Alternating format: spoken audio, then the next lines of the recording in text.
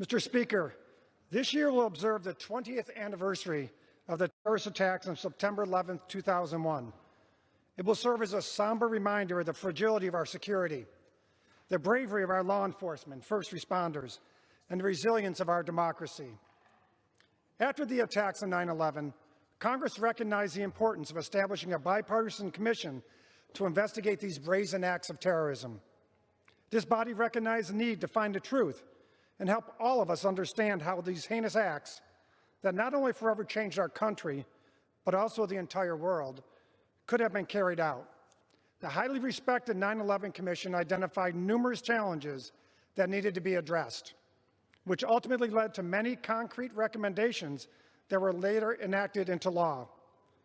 These critical reforms vastly improved our information sharing, intelligence collection, vetting capabilities, and broader Homeland Security enterprise.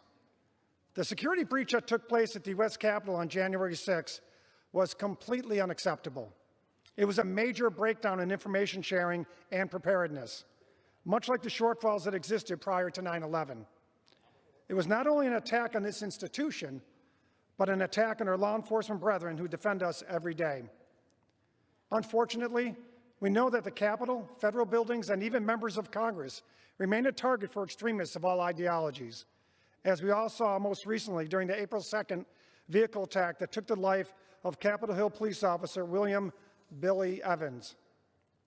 The bill before us today, H.R. 3233, would create an independent, bipartisan commission to investigate the relevant facts and circumstances relating to the January 6th attack on the Capitol, as well as targeted violence and domestic terrorism relevant to that attack. It also charges the Commission with providing and finding recommendations to, among other things, prevent, prepare for, and respond to similar attacks, improve the security posture of the Capitol complex, and ensure the security of members of Congress and congressional staff.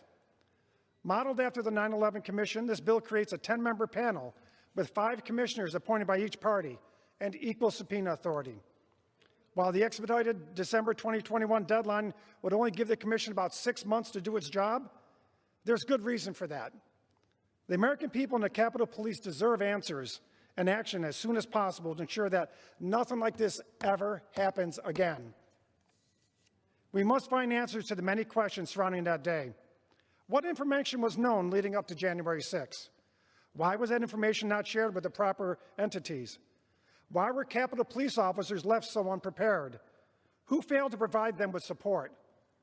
Why did it take so long for reinforcements to come to their aid? How can we improve the decision-making and bureaucracy that is clearly hampering the Capitol Police and security of the Capitol complex? How can we ensure that the Capitol, members of Congress, and our staffs are secure from attacks? And how do we ensure that this is a safer place for members of the Capitol Police Force who risk their lives every day to protect us? These are only a few of the many questions that need to be answered. The American people and the Capitol Police deserve those answers. As I've called for since the days just after the attack, an independent 9/11 style review is critical for removing the politics